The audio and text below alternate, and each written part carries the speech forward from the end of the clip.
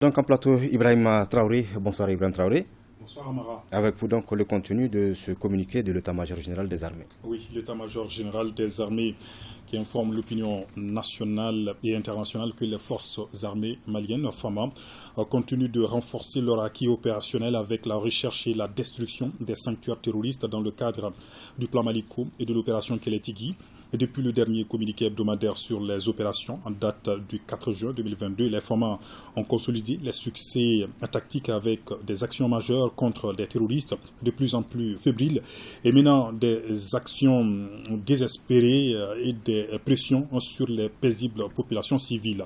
En zone sud, dans les régions de Koutiala et Bougouni, Bougouni, Nara, et Sikasso, les priorités opérationnelles ont porté sur la précision des renseignements et la recherche des terroristes.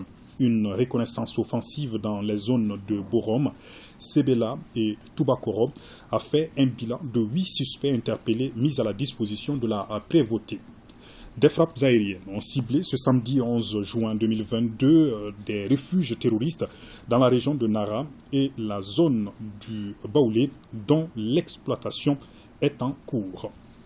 Sur le théâtre est de l'opération Maliko, les opérations de routine de sécurisation des personnes et leurs biens, de même que la protection des forces, se sont poursuivies avec une attention particulière sur la région de Ménaka où les FAMA consolident leur position en prélude au retrait de la force à Takuba.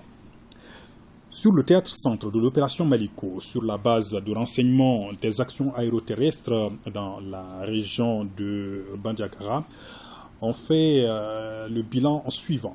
3 refuges terroristes démantelés, des armes, munitions et matériel de fabrication d'engins explosifs improvisés détruits, des matériels civils volés aux populations récupérées, 13 terroristes neutralisés, dont 3 chefs actifs, à savoir Moussa Sangaré, alias Emerana, Younoussa Sangaré et Boukari Sangaré, la traque de nombreux blessés tentant de s'exfiltrer vers la frontière continue.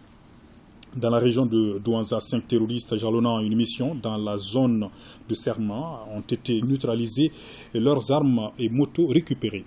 La consolidation des actions de sécurisation de la route Douanza-Boni continue d'être une priorité. Ainsi, une patrouille de sécurisation sur le dit tronçon a sauté sur un EI sans perte en vie humaine, mais des dégâts très importants sur l'engin blindé.